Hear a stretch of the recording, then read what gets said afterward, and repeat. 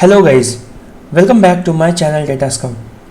While training the multi-layer perceptrons, we compute the loss and update the weights and see our gradient converges to a local minima.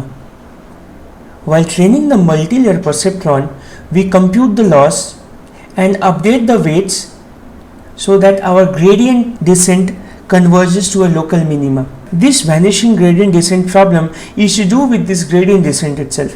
In the late 90s and 2000, researchers used to face the problem while creating a deep neural network, because at that point of time mostly sigmoid or 10H activation function. Let's see how this multi-layer perceptron works where we consider activation function as sigmoid. In this multi-layer perceptron, or I say a deep neural network, let's say we have taken two hidden layers. Let me say denote with this H1 and H2.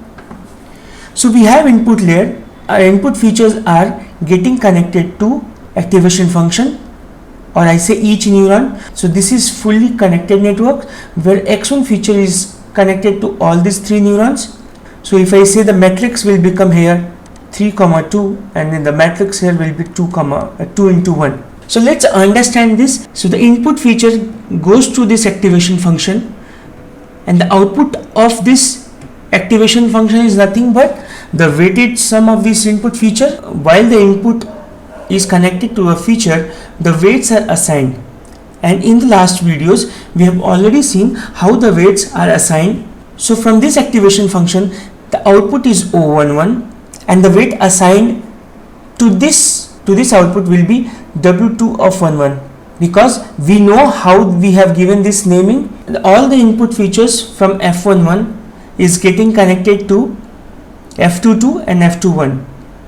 The output of F21 is nothing but O21, and the weights assigned here will be W3 of 11. It is getting connected to F31, where the output is O of 31.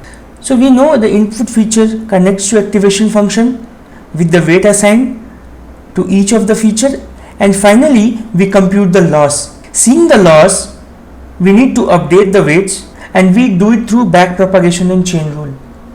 We have already seen how we update the weights and do the backpropagation in our previous video. We know the derivation of the updated weight is, and that is nothing but weight of nu. Let's consider this weight W11. So W11 nu equals to nothing but W11 old minus eta time derivative of loss with respect to W11. And the derivation of this loss I have already explained in my chain rule video. If you are not sure with the backpropagation and chain rule, I would suggest you to check the chain rule and backpropagation video in deep learning playlist. I have shared the link of chain rule and backpropagation in description below. So at the updation of the weights, when we are updating the weight, we use gradient descent. So now let's see the derivation of this. So let's say we considered the weight W11 at the first layer when the input features are connecting to a sigmoid function. Let's say we have to find the new weight for this. Let's compute this. So with this derivation, we know we update the weight with this derivation. This is we have to find. This must be we have, because while initializing the weights, we'll be initializing some weights. So we'll be having this, this is known. This eta will be known to us. So what we have to do? We have to find this. We have to find this derivative. So let's find this derivative here.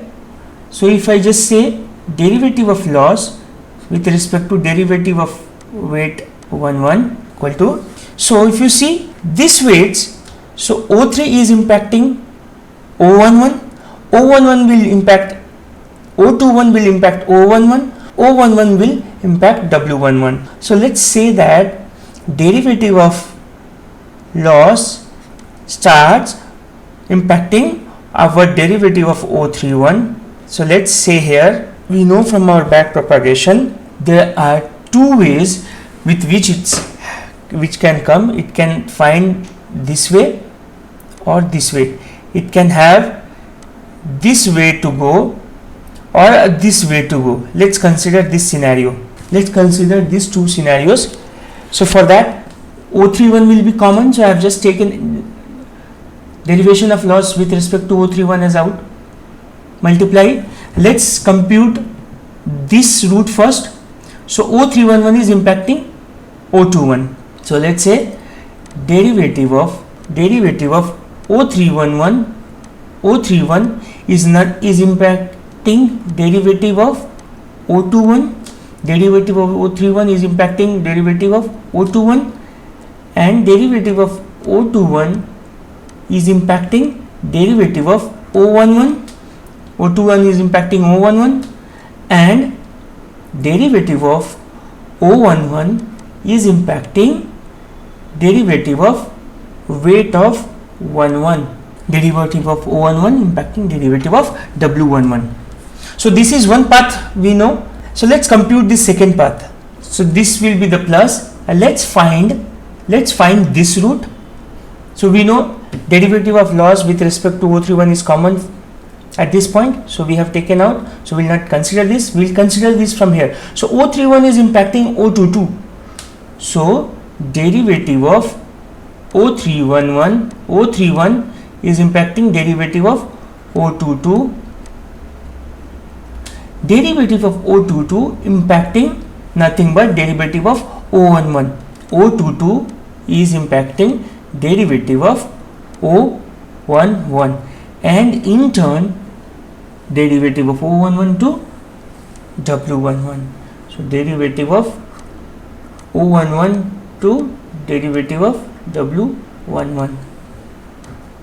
This we already know. How to find out. This derivation we have learned in chain rule. We know the value of sigmoid ranges from 0 to 1.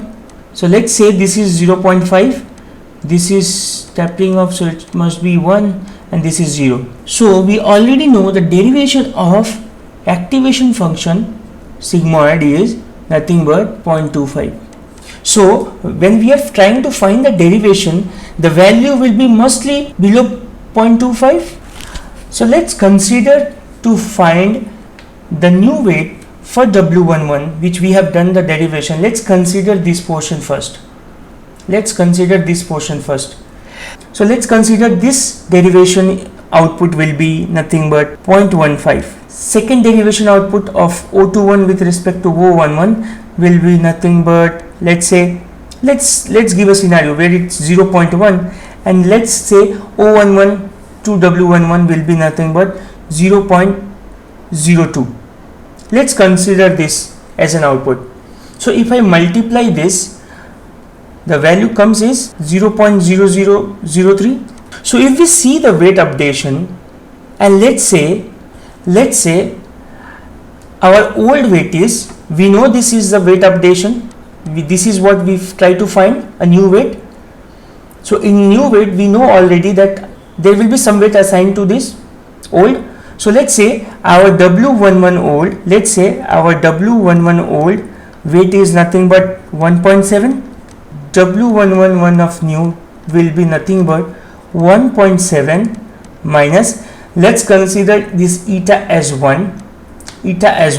So 1 into nothing but 0.0003, and if we try to calculate, the value comes approximately 1.697. The new weights will be 1.697. What is the old weight? That is 1.7. So 1.7 and 1.697 is nearly closer to each other. This is we are considering when we have two layers of network. Let's consider a deep neural network of 100 layers. In that kind of a scenario, the derivation will keep decreasing. So we will see that the values are totally nearby in that kind of a scenario. Let's say we have a deep neural network where we have 10 layers of hidden layer. In that scenario, we can see our W11 new weight is nearly equal to W11 old.